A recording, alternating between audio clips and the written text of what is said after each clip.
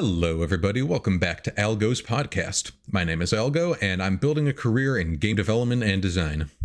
I like to talk about games and game design extensively. One of my most cherished games is World of Warcraft, and I've been playing it pretty regularly for about 15 years.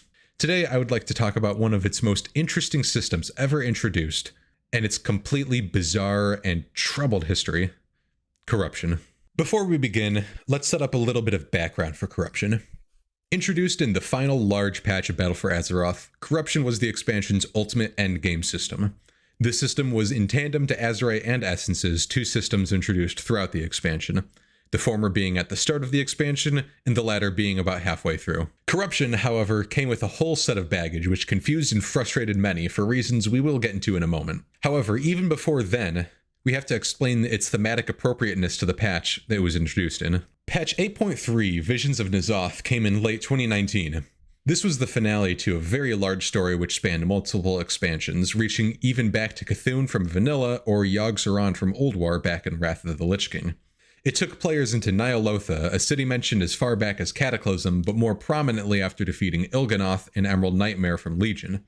N'Zoth had also been heavily involved in Neltharion, later known as Deathwing, who ravaged Azeroth back during the Cataclysm. All of this to say, N'Zoth had been involved in the story since very early on. Battle for Azeroth featured many hints towards an old god finale, with a mid-tier raid introduced called the Crucible of Storms, which led us to fight Unat, the Harbinger of the Void, in an arena where N'Zoth was clearly watching and intervening. We later fought Ashar in the Eternal Palace, who made a deal with N'Zoth to create her Legion of Naga, and only after the champions of Azeroth defeated her was the gateway fully open and N'Zoth freed into the void. When patch 8.3 dropped, we finally were able to confront the old god N'Zoth himself and put an end to his scheming. With this came the new corruption system, which would give players more power than ever before. Many expansions of build-up were leading to this point, where we were finally strong enough to take the power of the old gods and harness it for ourselves. This was also set up with the new legendary cloak to supplement the whole system. Despite all of the glory and excitement of the idea, when we finally got it, the very large cracks appeared and threatened to rip the whole system apart. So, what exactly was the corruption system? Every piece of gear from Battle for Azeroth had a small chance to become corrupted, with the exception of Azerite gear and trinkets. A corrupted piece would have a flat amount of numerical corruption on it, set up as something like plus 25 corruption. However, along with this, it would have some sort of positive effect. There was a huge variance in the corruption affixes. There were passive effect stat boosts, like more critical strike or versatility, or even tertiary stats like leech. There were also stat procs, so the chance to get some amount of haste or mastery. The most interesting affixes, however, were the other type of procs. Things like Echoing Void, which pulsed AoE based off of your maximum health, Twilight Devastation, which created a beam which traveled the ground in front of you for massive damage based off of your health, Infinite Star, which would drop stars on a single target, which would cause them to take more damage from more stars, and so on. Nearly all affixes also had 3 tiers. The higher the tier, the more effect it would have, but the more corruption you would get. Some weapons actually came with a predetermined corruption on them already, sometimes being unique corruptions which would only appear on that weapon, but these would not have multiple tiers. With all of this came some negative effects, which is where the corruption comes into place. Having any corrupted pieces on would give you an occasional slow debuff which scaled in efficacy with more corruption.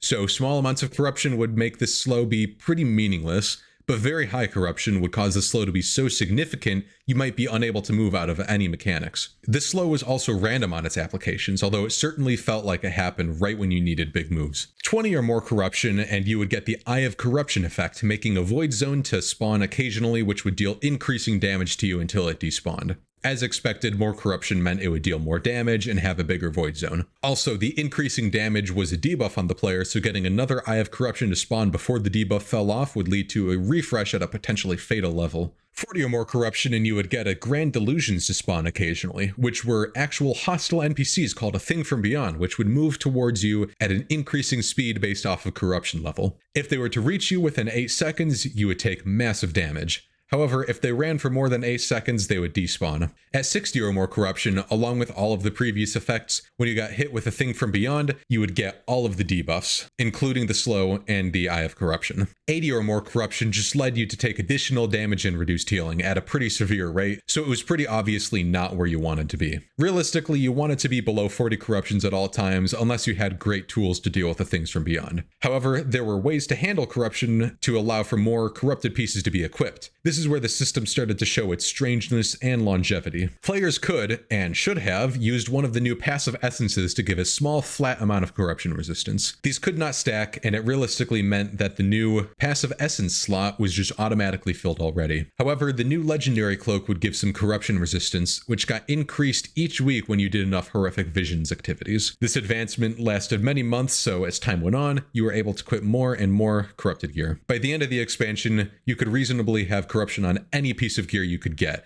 as long as it wasn't one of the very expensive corruptions. Players could also cleanse corrupted pieces if they wished, or if they got a large upgrade with a corruption they couldn't use. There was also an Azeroth trait which connected to some of your current corruption level and gave you secondary stats based off of that. In some cases it was pretty great, but it was mostly only taken by people with very high corruption levels so they could get the most benefit out of it. An important thing to mention by this point is that corruption was set up as a replacement for Warforging and Titan Forging. Warforging and Titan Forging is a topic for another day that I would love to discuss, but this is just a little aside that Blizzard set out to create this system to help those who felt that Warforging and Titan Forging was too random and unforgiving.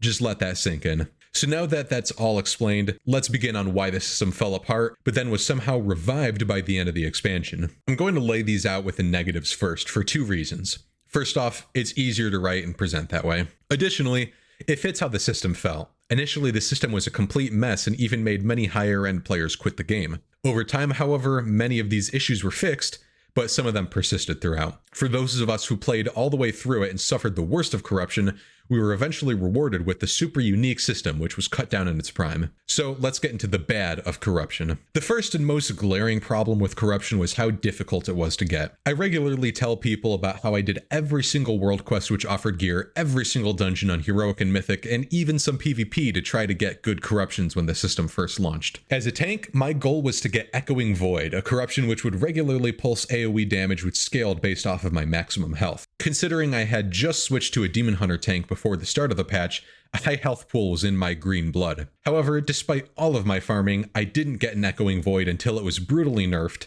Even throughout the entire expansion, I only got 2 pieces with Echoing Void ever, across all of my characters. The alternative, which I knew would be good but many of the high-end players kept dismissing, was Twilight Devastation. This created a beam of void energy from above, which traveled in a snake pattern forward on the ground for a short distance, dealing massive damage based off of your maximum health. This was good for everyone, but it was especially good for tanks, allowing for insane burst, especially in large-scale AoE pulls. As an aside, basing damage dealt on players' health in an MMO is a genius idea which is not used often enough. Player health is something which will always be scaling up while the player gets better gear, so it is a naturally increasing damage source. But of course it does lead to some balance issues when it comes to the individuals who naturally have higher health pools than others. Anyways, I ended up finally getting a piece with Twilight Devastation at rank 3, which meant it would last me for a few months while corruption resistance built up to equip more. The problem was, this corruption was on a blue quality world quest piece of gear. What this means is that it was worse than a normal dungeon piece of gear, meaning it was thoroughly useless for its stats. Sadly, this was the only piece of Twilight Devastation rank 3 that I got for months, meaning I kept wearing this for the first few weeks of the expansion, and I was truly unable to equip it because it was such a good corruption. It did not matter how much I farmed, I could never get a better piece. Mathematically, however, it does make sense that I couldn't get a better piece, which is where there's an objective flaw in the system. In order for me to get Twilight Devastation rank 3, or even rank 2, which would still be pretty decent, I needed to first get lucky enough to get a corruption on my piece of gear, which was completely random, and then I needed to get the right corruption. Each piece had an unknown chance to get corruption on it, but for the sake of computations, let's say it was a 20% chance. It most certainly was below this, but it's hard to know exactly how much without huge amounts of data. Then to get TD rank 2 or 3, we need to get 2 possible corruptions out of the pool of all available corruptions. Because you could not get upgrade ranks without getting a whole new corrupted piece, we'll count each rank as its own corruption. Thus, the total amount of corruptions available on any random piece was 52. So after getting a corruption, it was a 2 in 52 chance or 1 in 26 chance that I would get the one I wanted. So if we combine these, it would be a 0.769% chance to get the corruption I want on any piece of gear ever. And again, this is assuming a very high amount of items getting corrupted and also assuming everything is equal in the actual corruptions chosen. While yes, this was partially a way to get to do math in a video, it also shows how unreasonable it was to get the corruption you wanted. After many months of the expansion, you would likely have a few pieces of gear with the corruption you wanted, but it still wasn't guaranteed, and it may be on much worse slots than you wanted. This led to a frustrating problem of not being able to take huge upgrades in item level because you had to wear your corrupted pieces. This problem alone led to many people quitting, and led to me almost quitting because of the frustration of everyone around me getting the corrupted gear they wanted, while I suffered with my crappy gloves that were worse than the gear from 2 raid tiers before, but had that purple glow on them. It's important to remember, however, random is random. I know of many people who got the corruptions they wanted right away and they skyrocketed in the meters, and honestly, it looked like they were having a lot more fun than myself or many others. The next problem with corruption was Blizzard nerfing corruptions.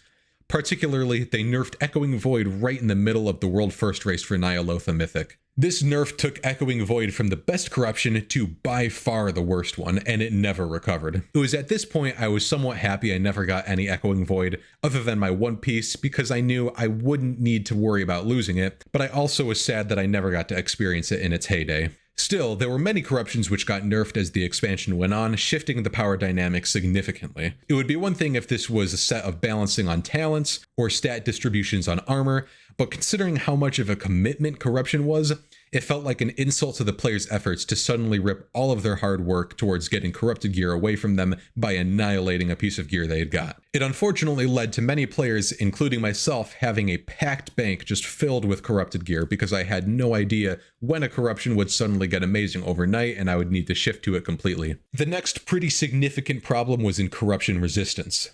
While I appreciate the gameplay decision of a system which kept players working towards it for many months, and a way to constantly give small amounts of increasing powers to the players, it was so slow that oftentimes it would be months before you could equip a new piece of corrupted gear from the corruption resistance being high enough. Especially with things like Twilight Devastation, while it felt satisfying getting that new tier of Twilight Devastation from enough corruption resistance, it did not feel satisfying needing to wait an extra full month or sometimes even more just to equip it. Ideally, players would have a few extra pieces of gear with super small corruption to pop in to fill in the gaps, but even that led to issues of having the right pieces with the right small corruptions. Additionally, needing to do multiple horrific visions each week in order to get this corruption resistance felt tedious at best and mind-numbingly boring at worst. You would need to do a lot of the world content, which was its own awful beast, and then you would do the same thing you've been doing week in, week out, with a very real chance that you would just spontaneously die because a certain amount of things happen at the worst time. One of my biggest gripes with the corruption system as a whole was its foundation on randomness. Obviously, I already talked about the randomness of acquisition, but the randomness and how it worked could also be very frustrating. The negatives, especially the slow, could lead to significant problems which the game was not necessarily built around. Many bosses in raids or encounters in dungeons would rely on standing stacked in one place or running around a certain area, and especially as a tank, I would need to kite enemies around very often. So you can imagine my frustration when I need to kite a pack and then suddenly I get slowed by 60% and have to sit and watch as my enemies trample along towards me and smash my entire existence to pieces. Not only were the negative effects a significant irritation, the actual positive effects were infuriating. Twilight Devastation was darn satisfying when it procced, and it did massive damage to a pack. But getting it to proc was sometimes the biggest challenge. BFA was at the height of tank threat being reintroduced, and while discussions of the awfulness of tanking in BFA can be talked about another time, the biggest issue here was the squishiness of tanks and the very high amount of damage required to retain threat from a bursty and beefy DPS. Let me set the stage. My Mythic Plus group and I ran very high keys as the expansion progressed. For a large time, we were each within the top 100 of our specializations in the world. I played a Demon Hunter tank, along with a Restoration Druid for heals, and then a Warlock who would jump between all 3 specs, a Death Knight who would jump between Frost and Unholy, and a Beast Mastery Hunter. Additionally, the Death Knight would often take corruptions like Twilight Devastation because it was far and above the best corruption for him. I, as a tank, also took Twilight Devastation because it was the best corruption for me by an unimaginable margin. This was before the days of versatility corruption stacking, which we'll talk about later. The dungeon would start. We would run into the first pack. I would begin my rotation, and about a second later, the rest of the group would jump in. The Death Knight would use one single attack, proc Twilight Devastation, get all of the threat of the mobs, and instantly die. Later in the dungeon, the exact same thing would happen, many times. Oftentimes, he would wait a few seconds to jump in, and sometimes it still would not be enough. Eventually, we figured out a good way to allow him to kite around until I could slowly taunt and grab threat back. Now, you may be wondering how he got threat and my Twilight Devastation didn't. The answer is that my Twilight Devastation did not proc. For you see, as a Demon Hunter tank, I did not have damage over time effects, and I also attacked pretty slowly. The most damage over time was my Immolation Aura, which was only every second it would tick. Meanwhile, the Death Knight had multiple damage over time effects, as well as a shorter GCD than me, and many other effects constantly happening which were allowing Twilight Devastation to proc easily. We would always joke that I forgot to press my Twilight Devastation button, but there truly was no way to play around it, other than having him remove these corruptions, significantly hurting our chances to do higher keys. This then in turn led me to needing to take higher DPS talents, which would allow me to possibly keep threat even through his Twilight Devastation, as long as he didn't get a second proc immediately. But that in turn led me to being much squishier, so after I got threat, I needed to keep running around and doing ranged attacks with the hope that they would proc a Twilight Devastation to allow me to deal massive damage. As soon as I got a Twilight Devastation proc, I had threat for good. Unfortunately, sometimes I went entire fights, multiple minute-long fights mind you, with not a single proc of Twilight Devastation. As cool of a corruption as Twilight Devastation was, which we'll talk about more in the positive later, I am happy I never had to deal with its randomness again. There were two more severe problems which arose from the system. One of these was the huge disparity between good and bad corruptions on players. My raid group had a few members who were phenomenal players but got the bad corruptions and simply could not compete, whereas some of the less dedicated players could easily soar to the top of the meters because they held the holy grail of corruptions. This became less of a problem as the expansion went on, but early on it was very frustrating. The last big problem was the punishing nature towards alts. Playing an alt at this point meant needing to get a full set of optimized Azerite, unlocking the correct essences, which needed to be fully re-unlocked on a character-by-character basis, getting the legendary cloak upgraded through weeks or months worth of horrific visions, and getting that right corrupted gear. This was such a massive amount of bars to entry that I simply did not play alts, other than my warrior alt during this time, and that was purely so I could get the Gladiator PvP set because it looked so darn good. Battle for Azeroth was already a very punishing expansion for alts, but with all of the extra systems barring entry to anyone new, alts were so heavily discouraged that most of my alts from that patch onwards to the end of the expansion did not get logged in a single time. And of course, newer players or even just players coming back from previous expansions were so woefully behind that most anyone who somehow decided to try World of Warcraft during the middle of this patch dropped it and never looked back. So, we've talked extensively about the massive problems this system had. Early on, all of these were very significant and noticeable, and the system was surely doomed. However, as time went on, and with some regular fine-tuning and bandaging, somehow the system was saved and began to prosper. It was still not perfect, but boy, did it turn out to be something actually quite fun. So let's get into all of the ways in which Corrupted ended up thriving. The first benefit was that the entire concept and design behind corruption was incredibly unique. The idea of a kiss curse object in a video game is not entirely new, but building an entire endgame system based off of this, and one where players could choose just how much negative effects they were willing to take for the positive effects, was an impressive idea. Thematically, taking the power of N'Zoth and the old gods themselves was one of the best ways the system has been introduced into all of World of Warcraft. Even visually, they really played this whole concept up. As you got more corruption, you yourself became more corrupted in appearance, with shadowy effects and increasing sizes based off of your corruption level, and turning blood red when you had too much corruption. Also, as frustrating as the negative effects were, they really did change gameplay up a bit by forcing you to actually deal with them and think of ways to escape situations where the negative effects happened right when you didn't want to. The addition of the cloak was also quite neat, taking on the power of Wrathion to help you counteract the corruption, and an extra ability to cleanse corruption was helpful too. Corruption also made raid weapons actually interesting. Almost all of the raid weapons had specific corruption effects on them, in some cases being unique just to that piece. Unguent Caress and the Whispering Eldritch Bow were the most sought-after pieces, with the former dealing single-target nukes occasionally, and the latter reducing cooldowns for hunters. Even though I somehow never got Unguent Caress to drop me, despite killing Raw Den multiple times every week for the entire patch, I really appreciate the weapon. Even if there wasn't a play-around-it style to the weapon, it did give something special happening with your playstyle. The Hunter Bow was unique for speeding up gameplay very significantly, as it would proc off of every auto attack. Even the strength one-hander off of Wrathion was somewhat interesting, where it would build up stacks of a buff and then blast for damage with that buff based off of your maximum health. It wasn't a high amount of damage, but you could game it a bit with higher maximum health and when it would proc, or just making sure to aim it correctly when stacks got high enough for some extra damage. Corruptions were also very satisfying and interesting to play around with when they would work right.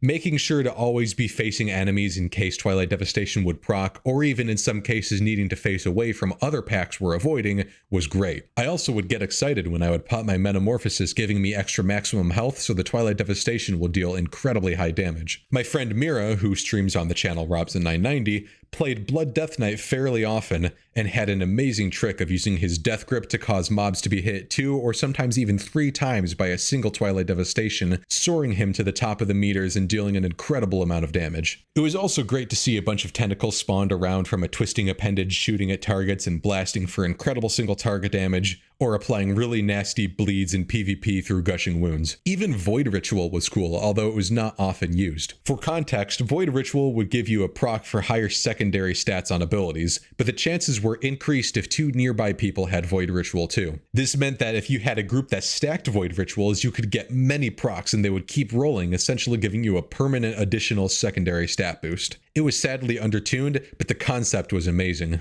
One of the biggest saving graces for corruption, which unfortunately came a bit too late for many, was the ability to buy corruptions. This was added to finally quell the outcries of those who begged just to have some control over the system, and although it was frustrating to need to wait for a multiple week-long rotation to get the corruptions you wanted, it eventually was very enjoyable. I would have preferred that all corruptions were buyable from any time, but what we got still worked pretty fine, and it did at least make some weeks somewhat enjoyable because you knew it would finally be time to get the corruption you wanted. This gave some control back to the player as they were finally able to choose what they wanted to give corruption to, and they could finally actually enjoy the system. However, the effects were even more significant than I think even Blizzard could have realized. While it was very fun to do things like stack very high TD on high-level gear, and even to goof around with way more corruption than you should use just so that you could blast with very high corruptions, there was a particular type of corruption which suddenly became top tier in almost every class.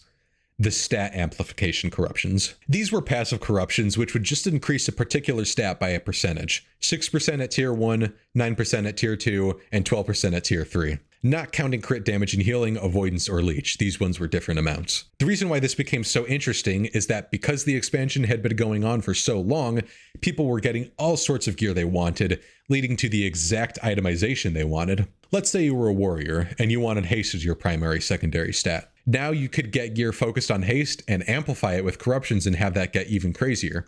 In fact, with how far corruption resist had gotten by the end of the expansion, you could equip tier 3 stat amplification corruptions in every slot that would hold corruptions. But wait, what would happen if you were to use these in combination with versatility? Versatility increases damage dealt and healing dealt, and reduces damage taken by a flat amount. Usually with a full versatility stacked gear, you could get about 20% versatility, which was about 10% damage reduction. However, adding in Conflict and Strife and Vision of Perfection, 2 essences which buffed versatility, suddenly that went up much higher. Then, adding on Corruptions which amplified versatility, you could easily get to 80 to 90% versatility while in combat, a number which would get even higher with trinkets and other procs to add even more versatility, which would then be further amplified by the corruptions. Thus, tanks no longer feared most content, and new high scores for keys happened regularly.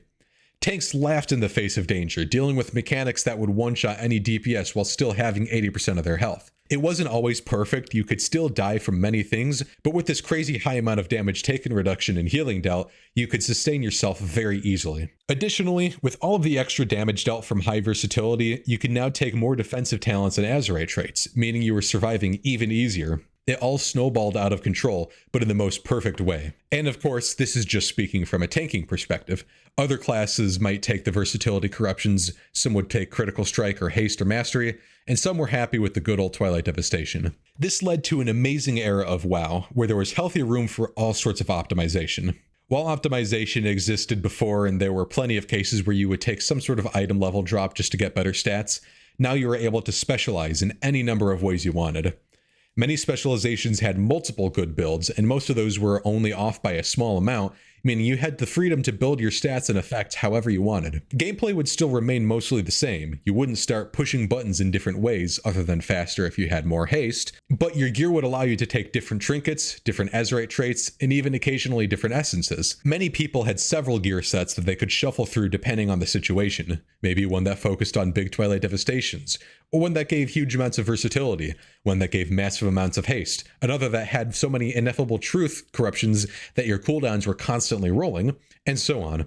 It truly was something to behold, and despite the flack I give the entire expansion, I will freely admit it was one of the most interesting times to be playing the game. Only problem was that you almost had to get a raid bot subscription so that you could sim your character, otherwise you had to spend hours at training dummies. In the end, corruption ended up being one of the best new features added to an expansion. If it had enough time to keep building, or even if it was a feature added at the start of an expansion and expanded and carried all the way through the whole thing, it could have led to a truly wonderful time. Unfortunately, it only lasted one patch and has spent over half of that patch being quite unbearable to deal with. But that time towards the end of the patch where suddenly everyone could have whatever corruptions they wanted was one of the most unique and interesting times the game has had, with power spikes not seen since the days of Warlords of Draenor, where teams were stacking all mages and defeating mythic bosses in under 15 seconds with the legendary ring. I hope we can see something as creative as corruption again, with much more maintenance and testing ahead of time to make the system fun. The biggest problem that existed with corruption was the lack of control. The tediousness of building up corruption resistance for many months was frustrating too, but even that problem wouldn't have been nearly as bad if we were able to control which corruptions we got from the beginning. It would have been easy to set up some gear ahead of time and add corruptions to it and keep building in power every week with new corruption resistance, but instead we got months of a very awkward step graph progression on our characters until the end, when we could finally play the way we wanted. Here is the takeaway from corruption. Giving power and control directly to the players leads to a significantly higher amount of joy and staying power. I'm not saying let them control everything, and if players could just somehow get all of the corrupt gear they wanted for the entire rest of the expansion within the first week, then there really would be nothing to work towards. But by letting players build up towards it and make some progress over time until they're finally able to see any number of builds shine leads to something beautiful. So that's the end of my talk about corruption. If anyone has any questions, go ahead and write them in chat and I'll answer them to the best of my abilities. Corruptions are basically Legendaries Part 2. There's still, like, Legendaries were very interesting and a lot of classes actually had a lot of freedom to play with them. And I liked Legendaries more just because they were unique based off of the class and specialization you were playing. But Corruptions were also just so, like, crazy unique, and they had a lot of room to play around. And again, like, they did lead to having a bunch of different sets that you could do and a bunch of different ways that you could play. It was very close. It's about as close to Legendaries as we've gotten. Shadowlands Legendaries are not even close. What's my favorite color? It's definitely a toss-up between red and blue. Purple is a really good color too. I think I like color combinations the most. Like the color combination I have on my overlay, I really like that. Yeah, rainbow is great, but like I love blue and yellow as a color combination. I like, not like combining them to make green, but as in like having one and then the other. I really like purple and gold. I mean, that's like royalty or whatever. So I like red and black. I like red and blue. What was my favorite corruption? It's definitely a toss-up, a mix between Twilight Devastation and Versatile. But I say that just, the thing is, Versatile was like, I loved what it did for my class. I loved being able to have a full set of versatility and be nearly invincible in a lot of content. Obviously, when you got to the higher content, not very invincible, but being very, very powerful and being very tanky. So for what it did to my class, Versatile was my favorite. In terms of taking a corruption by itself and just what was the most fun when it did its thing, definitely Twilight Devastation. Whenever Twilight Devastation would proc, especially when you had a ton of Twilight Devastation, and when I would be in Metamorphosis form and have a whole lot of extra health and everything, it was so satisfying to just see that blast off and cleave everything to half health, because it just annihilated them.